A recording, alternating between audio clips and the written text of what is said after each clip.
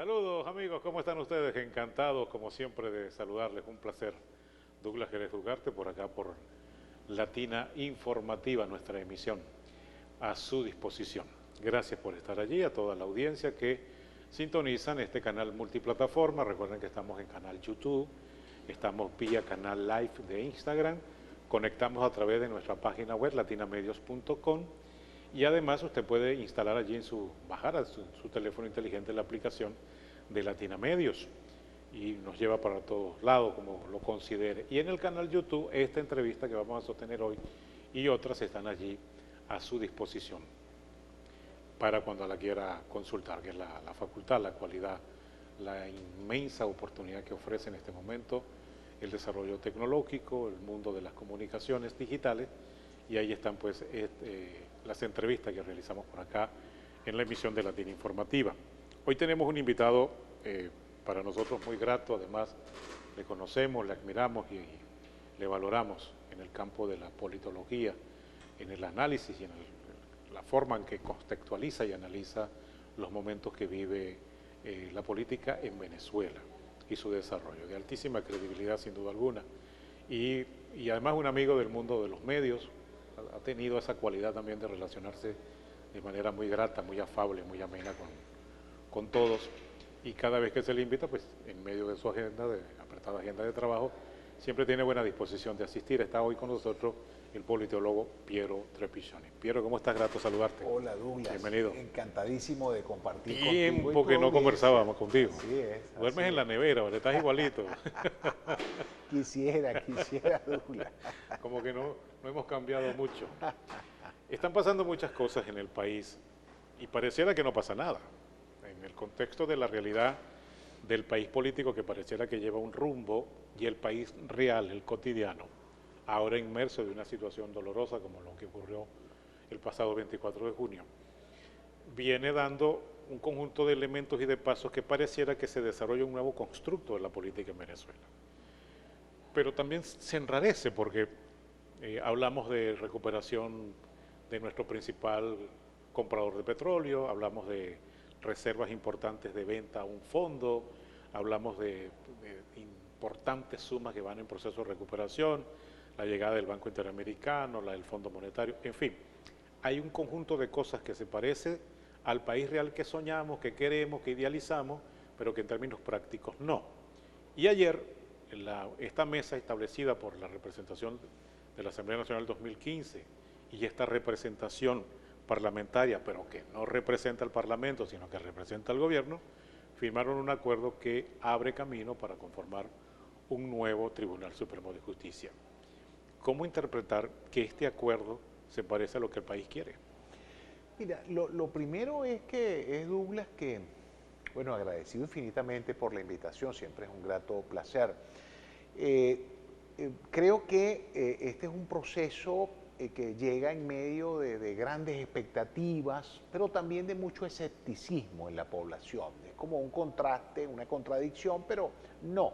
Digamos, hemos tenido poco más de 17, 18 procesos de negociación entre las partes de comienzo prácticamente del siglo XXI. Y, digamos, en muchos de esos procesos pues no se alcanzaron acuerdos satisfactorios para el grueso de la opinión pública venezolana. Pero creo que en esta oportunidad, Douglas, el formato de trabajo, el mecanismo, el momento político, el momento geopolítico global, entre otros aspectos, creo que está favoreciendo el escenario para que efectivamente se puedan producir resultados concretos en el corto, mediano y largo plazo. Obviamente, Douglas, como en toda negociación, y sobre todo en toda negociación donde las partes están llenas de desconfianza mutua, no es fácil, digamos, alinear el ritmo de esa mesa de negociación con las expectativas y los deseos de la inmensa mayoría de los venezolanos por el tipo de cotidianidad que vivimos en Venezuela. Pero creo que se ha partido bien, me parece que podemos enfocarnos, sabes que en toda negociación siempre hay que enfocarse, hay que tener puntos focales para poder llegar a acuerdos y para poder construir esa ruta de construcción de confianza, y creo que en esta oportunidad las señales son positivas, más allá, Douglas, de esa inquietud que plantea y que los venezolanos tienen en el sentido de que ¿para cuándo? ¿Cuándo le vamos a ver el queso a la tostada? Digamos, claro, diciéndolo en términos comunes y silvestres. Sin duda el santo grial de la sociedad o del planeta es el tema de la confianza. Y en Venezuela mucho más. En algún momento se extravió, en algún punto está escondido y se explora las mejores formas o el mejor mecanismo desde la civilidad y la civilización poder construir esa confianza. ¿De qué depende poder inyectarle grados de confianza a un proceso de este tipo, teniendo en cuenta que quienes preservan el poder, pues es evidente, no quieren delegar el poder en términos así, por lo menos en términos abruptos, sino que sea producto de un proceso democrático, constitucional, como siempre se ha dicho. Y el otro sector, que ha tenido varias oportunidades para el desarrollo de una política, ha terminado enredado en medio de una unidad que termina siendo fracturada, friccionada. Y entonces el tema de la confianza es un asunto como muy delicado, como muy difícil de encontrar en las expresiones de ese diálogo. Sí, y más aún, Douglas, interesantísima tu pregunta y necesaria además, con todo lo que ha pasado en estas casi ya 3 décadas de polarización profunda que ha dejado, digamos, un legado de alguna manera, de heridas, cicatrices importantes en la sociedad venezolana. No obstante que el país se ha venido despolarizando en los últimos años, es decir, que se conserva aún la polarización política, pero ya a nivel de actores políticos, pero a nivel de la sociedad entera, de la sociedad venezolana, digamos, se ha vivido un proceso de despolarización interesante. ¿Cómo se construye esa confianza, Douglas? Bueno, los grandes expertos en materia de negociación apuntan a dar pasos significativos, dar pasos, gestos que permitan efectivamente recuperar, medir la real voluntad de los actores para producir los cambios necesarios que están enmarcados en el proceso de la mesa de negociación. Entonces creo que en eso de los gestos es muy importante, a propósito del comunicado suscrito por ambas partes del día de ayer, el tema tanto de las gestiones para la recuperación del oro que está en el Banco de Inglaterra, como la reestructuración transparente, institucional y coherente del Tribunal Supremo de Justicia. Creo que son 2 señales importantísimas y además 2 pruebas de fuego, Douglas, sobre la real voluntad de las partes y sobre los gestos necesarios para recuperar la confianza. Es decir, efectivamente, vamos a comenzar por el tema del oro. Es un activo de la República, es un activo que más que nunca necesitamos los venezolanos precisamente para realizar las inversiones necesarias luego de la tragedia, para las consecuencias de la tragedia, pero también para muchas otras consecuencias en materia de servicio público, en materia de infraestructura del país que está por el piso, en muchos elementos, en muchos rubros. Pero esa inversión obviamente tiene que hacerse de una manera tal que ambas partes participen, monitoreen de manera transparente tanto la recepción como la ejecución y los esquemas de inversión, porque eso va a construir institucionalidad, Douglas, e institucionalidad plural, que es lo que se busca en este caso en el país. Y por otro lado está el tema del TSJ, que no podemos seguir configurando las instituciones con representantes, me refiero al TSJ, pero también puedo hablar del Consejo Nacional Electoral, de personas que hasta el día de ayer eran militantes de un partido político, entonces se aparecen en el comité de postulaciones con una carta de renuncia a ese partido político y es nombrado o rector del Consejo Nacional Electoral o magistrado del Tribunal Supremo. Eso es una falta de respeto con la inteligencia humana y con el pueblo de Venezuela. Es decir, no puede ser alguien que renunció al PSUV la semana pasada, hace 10 días o el día anterior, quien integre que sea magistrado del Tribunal Supremo de Justicia, como tampoco puede ser un militante de Primero Justicia o de 20 Venezuela o de Acción Democrática o de COPEI, quien alegue que renunció a ese partido unos días antes para ser magistrado.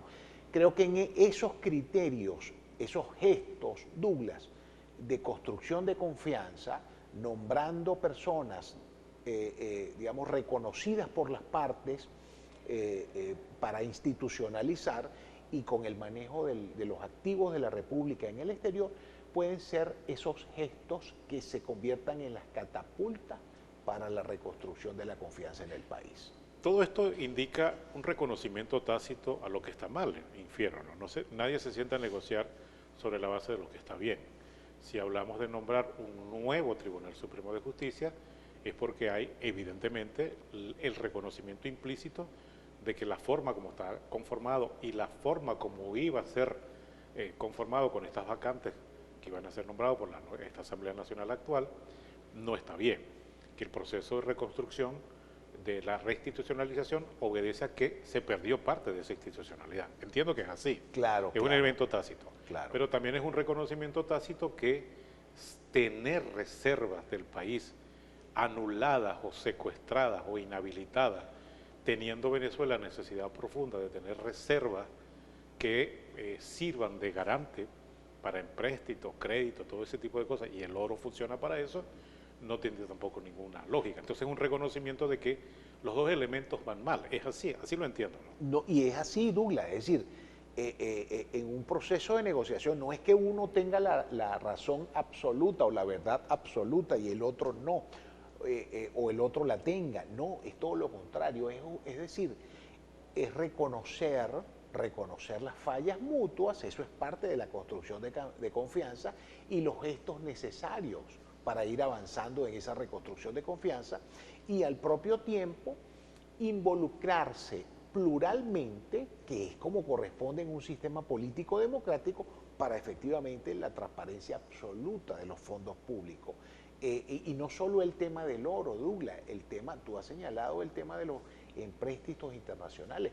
Venezuela, el proceso de recuperación económica de Venezuela, se dice muy poco porque quizás eso puede generar pesimismo en la población, pero no significa que no se vayan a dar pasos concretos que van a ir impactando, incidiendo en la cotidianidad de los venezolanos. Pero el proceso global de recuperación, Douglas, pasa por 2, 3, 4 décadas sucesivas. Y para que eso sea, para darle continuidad y no caídas o subidas abruptas, se necesita una institucionalidad plural que parta de la confianza y que parta del entendimiento mutuo y del reconocimiento de los errores propios y ajenos. A propósito del tema de los errores, vamos a hacer una pausa, pero estamos en presencia, desde el punto de vista, si se puede hacer el análisis politológico, en presencia del desmontaje de un sistema, porque vivimos un cambio de época, o una época de cambio en la que el sistema establecido decide reformular su concepto ideológico, anteriormente la visión política, territorial y geopolítica hacia los Estados Unidos era otra antes del 3 de enero, y hoy día tenemos otra narrativa, incluso otro argumentario, otros vectores que van construyendo relacionamientos de la comunicación política en Venezuela, que apunta que pareciera que se está viviendo como un proceso interno de desmontaje de un modelo para establecer otro, sin perder la vigencia y control político del país. Me gustaría tu análisis, por favor, porque hay quienes solamente resumen, no, que estamos en presencia de un asunto que está obligado, y obviamente obligado nadie confía. La confianza desaparece, pues. Te tengo que decir que sí porque estoy obligado. Pero si lo estoy haciendo bajo la égida de que estoy construyendo una nueva narrativa y además estoy planteando desde el arrepentimiento y el reconocimiento de los errores un nuevo modelo político para el país, entonces es mucho más escabroso también recuperar la confianza porque tengo que además reconocer que te equivocaste y además aceptar que vuelvas de nuevo al terreno político desde mis intereses. Me gustaría por favor tu análisis. Al regreso Piero Trepiccioni hoy con nosotros en Latina Informativa. Ya venimos. Ya regresamos con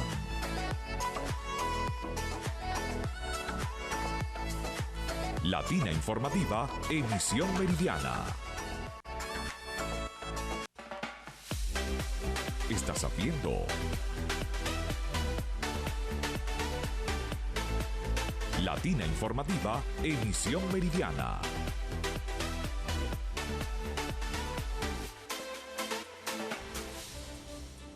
Seguimos conversando con Piero Trepigioni, politólogo, en la entrevista de Latina Informativa. Dos programas, uno al aire y uno que se queda aquí con nosotros para el libro Fuera del Aire. El estamento de lo que te dejaba antes de ir a la pausa, este acondicionamiento sobre la forma en que los venezolanos vemos lo que está ocurriendo. Porque bueno, hay todo un viraje, una especie de retrosimut en el argumentario, en el relacionamiento internacional, en todo. ¿Qué significa eso para el término de la confianza y los resultados de esto que está establecido como diálogo? Bueno, Douglas, ahí te diría que hay que incorporar en el análisis un poco lo que está ocurriendo en el mundo, porque no estamos aislados. Venezuela no está aislado, Venezuela pertenece a una región del mundo que es América Latina y el Caribe, a un continente, al hemisferio occidental, y tenemos que partir, Douglas, tu pregunta me hace incorporar en el análisis este dato.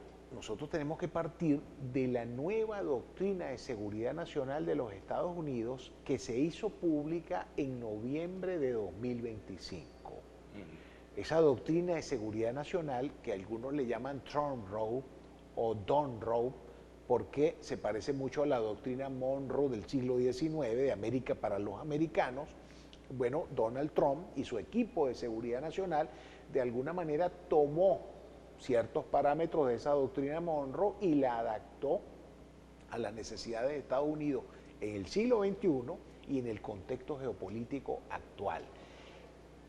Venezuela, lo que ocurrió el 3 de enero en Venezuela es la inauguración formal de la aplicación de ese nuevo Estatuto de Seguridad Nacional de los Estados Unidos.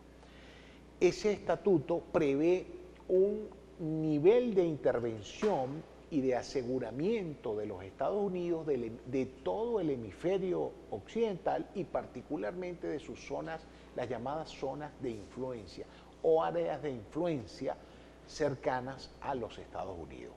Entonces, en ese marco, Douglas, evidentemente, como hemos estado viendo en estos últimos tiempos, digamos, la dinámica de Estados Unidos con Cuba, la dinámica de Estados Unidos con Venezuela, la dinámica de Estados Unidos con toda la región, con temas de narcotráfico en el Caribe, en el Pacífico, eso da cuenta que el rol de Estados Unidos ahora es mucho más directo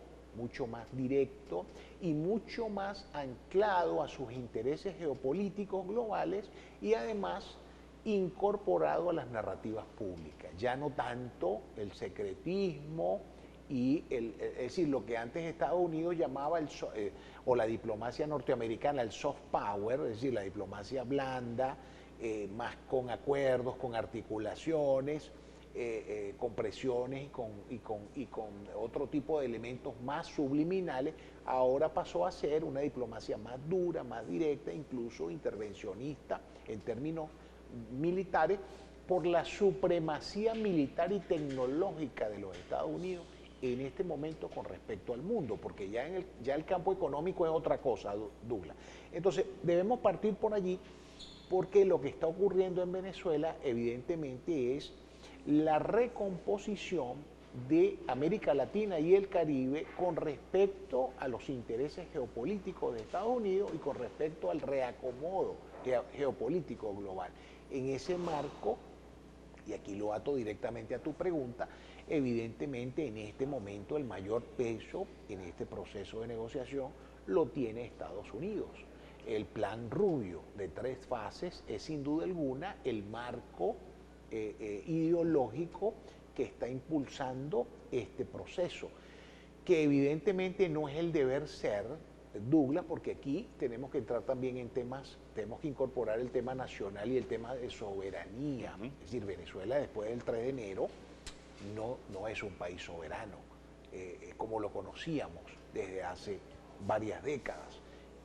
Entonces, eso significa que efectivamente este proceso de negociación está articulado, está orientado inicialmente por esa nueva doctrina de seguridad nacional de los Estados Unidos, y que probablemente es forzado, probablemente no es forzado, como lo ha señalado, pero no significa eso, Douglas, que en la historia tenemos muchísimos ejemplos de cosas parecidas que al final, dentro de ese marco, dentro de ese esquema, independientemente que tiene sus contradicciones en el derecho internacional público, independientemente de ello, no significa que no se puedan reconstruir los gestos de confianza y la reinstitucionalización del país, Douglas, porque si algo necesitamos y necesita Estados Unidos, Estados Unidos juega en varios tableros, mientras nosotros estamos jugando en un tablero, en el tablero de la negociación entre dos partes, Estados Unidos está jugando en 12 tableros diferentes alrededor del mundo. Entonces nosotros necesitamos crear o llevar u orientar que las condiciones actuales del país nos lleven al ejercicio del pluralismo político, al retorno del pluralismo político y al retorno del ejercicio soberano del liderazgo político en el país. Nada fácil, no está exento de riesgo, Douglas, pero esa es la orientación y ese es el horizonte que debemos tener, aún en un esquema tan rígido y tan complicado Eso como no el que estamos plantea, viviendo. Piero, el fin de la República. Es un riesgo, eso está dentro de los riesgos. Si tú traerías por aquí, por ejemplo, al historiador Reinaldo Rojas, mi gran amigo, el doctor Reinaldo Rojas, te lo explicitaría de manera muy académica y muy pedagógica, por supuesto, pero recuerda que hoy en día nuestra república tiene territorios donde la gobernabilidad del Estado no se ejecuta al 100%. Hay grupos irregulares, el Arco Minero, por ejemplo, es una zona del país donde grupos irregulares ejercen la gobernabilidad de ese territorio hasta cierto punto.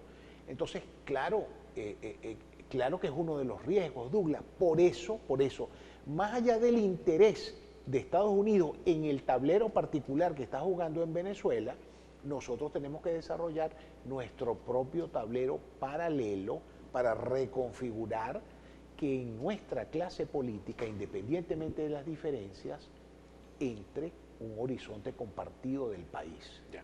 para evitar ese riesgo. Abrir el relacionamiento con los Estados Unidos, o inducirlo, o acordarlo, o negociarlo, como quiera que se pueda interpretar, tiene sentido en la medida en que esto tenga resultados para el país, o sea, para el país interno, más allá de los resultados tácticos, estratégicos que pueda desarrollar Estados Unidos para sus intereses.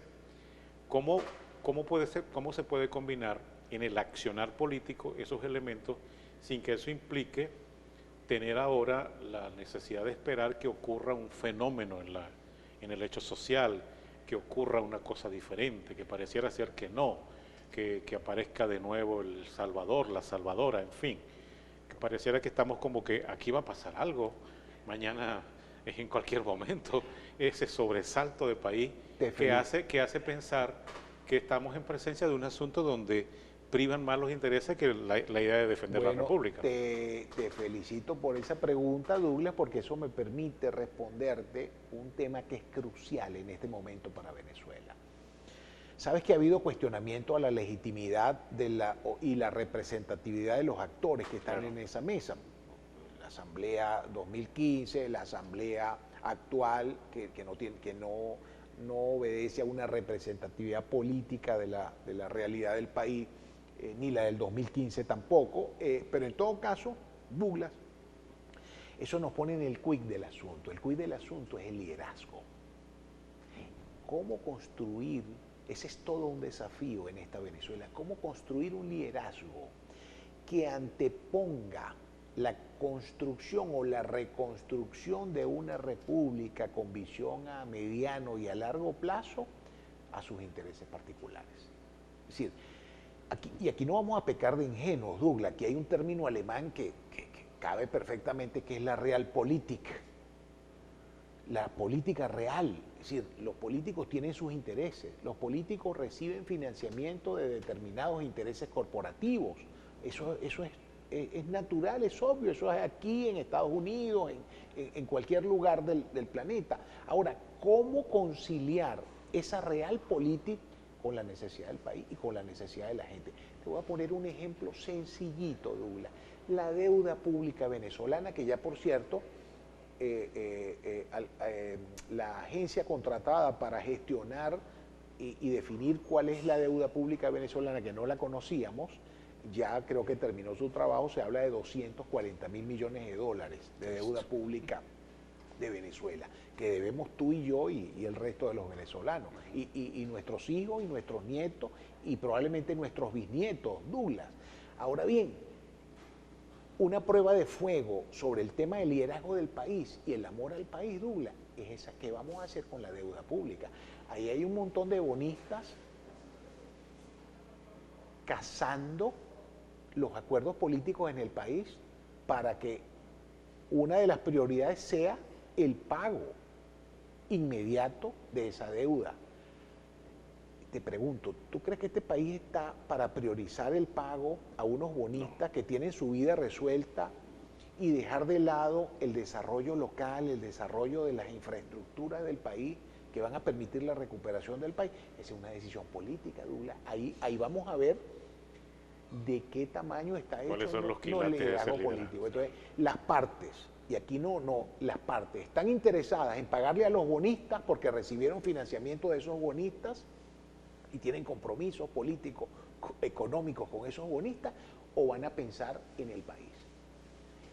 Después de los terremotos, del doblete sísmico, Venezuela tiene todo el derecho a renegociar el pago de su deuda, priorizando primero el desarrollo del país. Entonces, esos son los compromisos y los desafíos, Douglas. Entonces, por eso te digo, un tema importante sobre esa pregunta es el tamaño de nuestro liderazgo. ¿Aprendió nuestro liderazgo de lo que hemos vivido? ¿Está preparado nuestro liderazgo político, social, económico, empresarial para la Venezuela que queremos construir? Compartida? Por eso te digo, yo estoy esperanzado, porque creo que tú lo decías al principio cuando me hacías la segunda pregunta sobre el momento político, las circunstancias políticas. Creo que eso puede favorecer una reflexión interesante para que nuestro liderazgo efectivamente se enfoque en atender lo prioritario y deje, digamos, la Realpolitik no va a desaparecer, Douglas. La Realpolitik tiene los años que tenemos de civilización en el planeta, pero por lo menos poner esa Realpolitik al servicio del país primero en estas circunstancias. Todo plan superior para un país que lo viste, que lo abraza la democracia como modelo político, como ejercicio político, tiene elementos superiores más allá de los acuerdos, de lo que se pueda considerar. En la medida en que la rueda del balón de la democracia haga su jugada en el terreno, tocará pues a la población ejercer el derecho legítimo de votar, de elegir, de decidir, de establecer un nivel de legitimidad sobre el proceso que vive Venezuela. ¿Qué peso tiene la legitimidad y la democracia en medio de lo que está pasando? Porque parece ser que la sombra de la legitimidad tiene un altísimo peso luego del proceso electoral donde Nicolás Maduro se erigió como presidente. Ahí hay un peso implícito, aguas abajo, como fenómeno quizás invisible, pero que desarrolló toda una especie de bola de nieve que construyó esta realidad que hoy día tenemos. Pero también el plan Rubio habla de varios elementos, pero el final es transición. Transición es que se supone que vamos a vivir un proceso que va a colocarle a los venezolanos la posibilidad de partir de una ruta legítima, electoralmente reconocible, aceptada por las partes, y un punto de partida ya, ahora sí, con los errores, con los aciertos y desaciertos de un nuevo modelo político electo democráticamente. Me gustaría, por favor, tu análisis. Al regreso hacemos una pausa y ya venimos. Ya regresamos con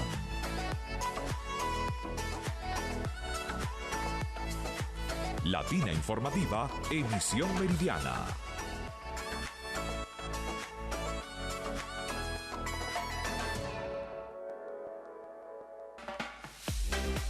Estás viendo Latina Informativa, emisión meridiana.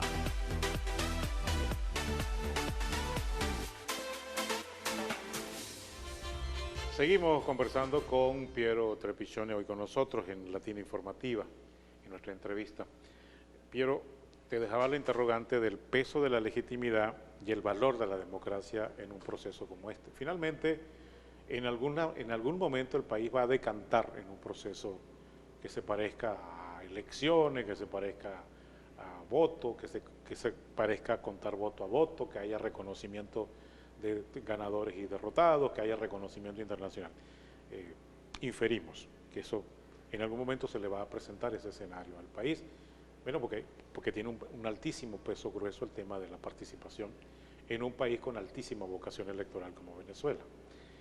¿Qué peso tiene esos dos elementos en un proceso como este que a veces viste ser una cosa muy cupular y que además está ocurriendo en medio de profundas necesidades cotidianas, permanentes de la población, la situación económica, el tema cambiario, por ejemplo, el tema inflacionario, todas esas cosas están siendo colaterales en medio de lo que está pasando. Pero finalmente, si al pueblo se le informa que aquí va a haber un proceso de carácter electoral y que le permitirán ir al voto y blindar de legitimidad cualquier proceso como un punto de partida quizás en una nueva república, no sabemos cuál sería el enfoque para el momento, pero si eso llegase a ocurrir, probablemente tendríamos unos indicios totalmente diferentes a los que tenemos ahora, pero no los tenemos hoy día.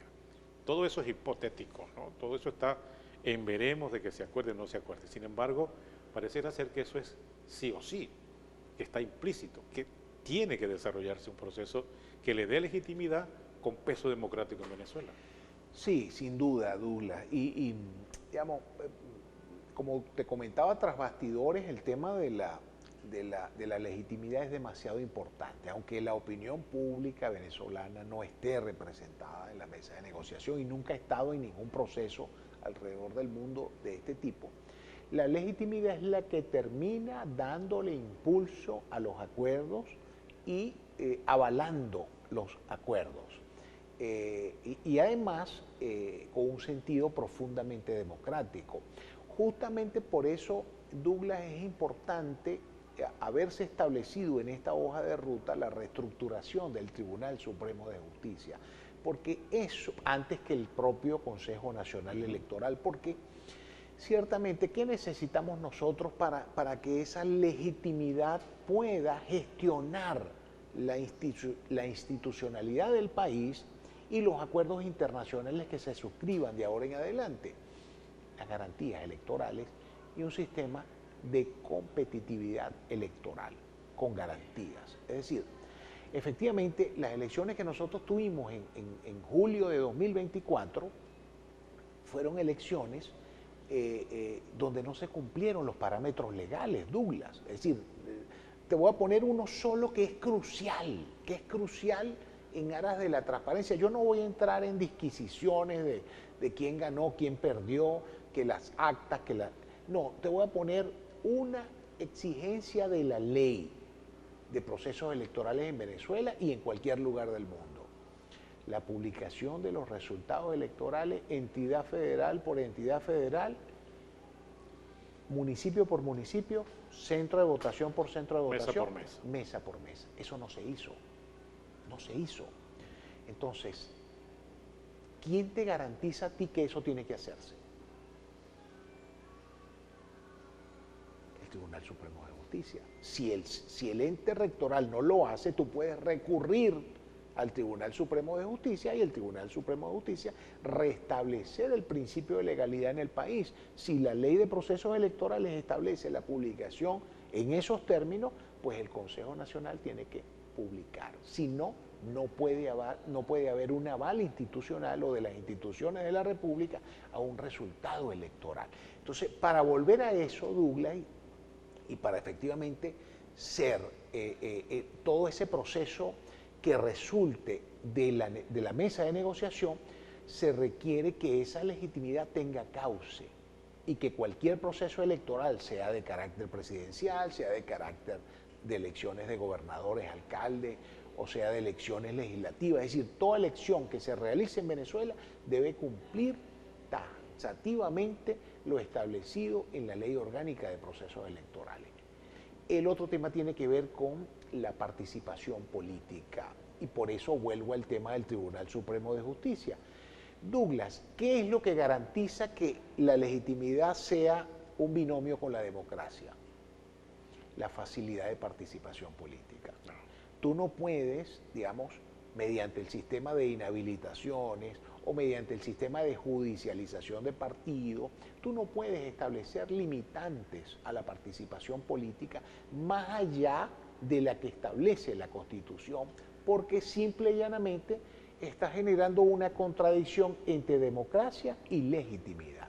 Entonces, creo que independientemente que no esté allí directamente, Douglas, cualquier documento que se suscriba, cualquier hoja de ruta que se suscriba, tiene que tener el aval de la población, porque si no, te decía que los planes nunca son perfectos, y menos en política, donde hay tantas variables sueltas. Pero, digamos, si no se satisfacen esas expectativas asociadas a la legitimidad de la población y no se puede dar cauce democrático a las diferencias por el poder, a las diferencias entre las visiones ideológicas distintas en relación al poder, dirimidas constitucionalmente, legalmente, ¿qué es lo que puede ocurrir, Douglas? Volvemos al tema de la disolución de la República, volvemos al tema de la inviabilidad económica del país, a las dificultades económicas, a las dificultades de convivencia democrática y a otros aspectos, Douglas, que pueden ser verdaderamente perjudiciales para un país que ha sufrido demasiado, sí, sin duda alguna. Sin duda, nos atrasamos más en la materia, la asignatura quedaría mucho más pendiente. Ahora, ir tras ese objetivo pasa por el talante y la capacidad de lo que tú mencionabas, el nivel de altura y de identificación, la visión estadista del liderazgo político en Venezuela. Eso es una asignatura complicada también y muy pendiente de caracterizar y ver en los perfiles de la dirección política de lado y lado en nuestro país, y que también nos ha colocado muy adverso en la dimensión en la que hemos llevado y conducido los procesos tanto de la gobernanza como los ejercicios de la oposición en Venezuela. Buscar un punto de equilibrio implica que nuestros actores políticos, indistintamente de dónde estén o dónde militen, entiendan esa visión.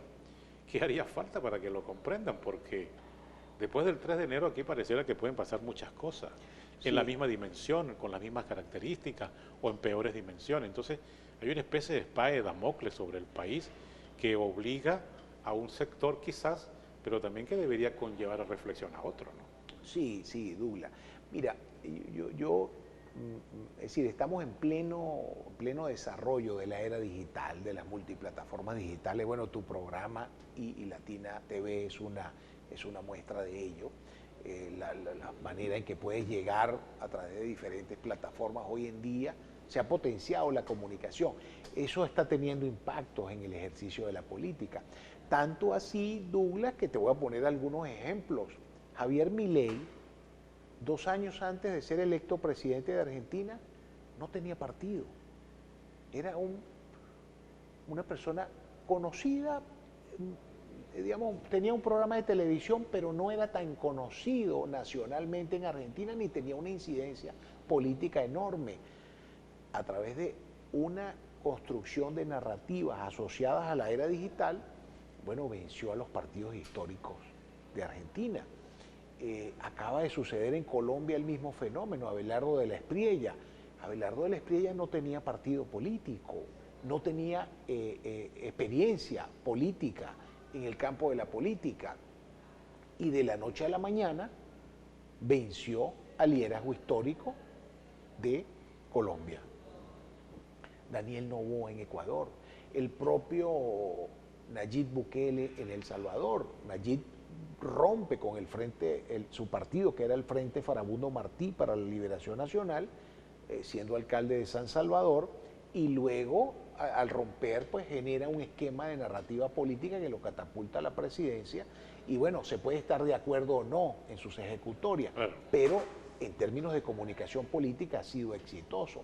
El propio Donald Trump en los Estados Unidos, entre otras figuras que han surgido de la nada, cuestionando el status quo y terminan siendo el refugio de miles de personas que terminan votando y viéndolo como alternativa. Tú mencionabas algo interesante al principio, Douglas, el tema del Salvador. Estamos esperando El Salvador. Yo creo que vuelvo a conectarte con el tema del liderazgo. Cuando hablo de liderazgo no es solo el liderazgo político. Yo creo que aquí tenemos o tiene que reconfigurarse el liderazgo empresarial, el liderazgo gremial, el liderazgo estudiantil, universitario, el liderazgo religioso. Es decir, tenemos que reconfigurar el liderazgo del país para que justamente no ocurra este tipo de fenómenos, que depositemos la esperanza en un Salvador. Confiar y votar masivamente por una persona me parece que es un tema democrático, que tiene que ver con la democracia, pero construir un país no se le puede dejar exclusivamente a una persona. Ya no más. Ya no más. Tiene que ser una construcción colectiva, ejemplarizante, cívica. Y allí es donde te digo, Douglas, que coincidiendo con tu pregunta, creo que el tema de la potenciación del liderazgo para estos tiempos es fundamental. Y no es que los jóvenes no quieran participar en política y no sean democráticos. Algunos estudios revelan, como Latinobarómetro, algunas cifras en los últimos años dan cuenta que los jóvenes de alguna manera han cuestionado o están cuestionando más a la democracia, pero no es a la democracia como sistema, sino a la forma en que nuestros sistemas democráticos no han sabido responder o han sido muy lentos en su capacidad de respuesta para atender las demandas de los jóvenes. Entonces, sí creen en la democracia, pero es una democracia distinta, una democracia donde el liderazgo sea, digamos, más colectivo, más apuntando a las necesidades del país para que sea una construcción de un horizonte compartido, un horizonte mutuo que refleje en la cotidianidad de la gente sus anhelos, sus deseos y sus expectativas. Te agradezco mucho, Piero. Gracias por tu participación hoy en la entrevista. De verdad, muy agradecido por este análisis y además, bueno, para que usted saque sus conclusiones. En todo caso, procuramos aproximarnos desde el análisis, la interpretación de las consideraciones y las lecturas que se hacen sobre el momento que vive Venezuela y sin duda procurar sumar a la interpretación inteligente, lógica, de sentido común, que procure un debate limpio, o por lo menos un debate constructivo. Ese es uno de los elementos de aprendizaje que debe tener Venezuela, cómo ir al debate en medio de la diferencia para construir el país que todos queremos. Así que te agradecemos mucho tu participación. Gracias. Amigos, nos despedimos. Nuestra recomendación de siempre: no olvidemos que somos un país sísmico. La cultura preventiva es un requisito ya fundamental para todos nosotros como población. Saber qué hacer antes, durante y después es prácticamente una labor cotidiana. No es que va a temblar el sábado y el domingo y de lunes a jueves no va a pasar nada. No sabemos cuándo, pero puede volver a ocurrir, porque vivimos en un país sísmico. Está suficientemente demostrado. El uso de la tecnología nos permite saber y estudiar y aprender qué hacer antes, durante y después. Tiene usted uso permanente de su teléfono, agarre un tiempito y métase allí un momentico, qué hacer antes y durante y después de un sismo. Le va a salir muchas recomendaciones, hasta incluso qué hacer y dónde colocar la llave para salir de su apartamento. Muchas personas lamentablemente murieron en La Guaira porque no consiguieron la llave de la reja para salir a tiempo. La cultura preventiva debe ser parte de nosotros. Cuídense mucho, un fraternal abrazo para todos. Se aman la vida, cuiden el ambiente. Latina Informativa, emisión meridiana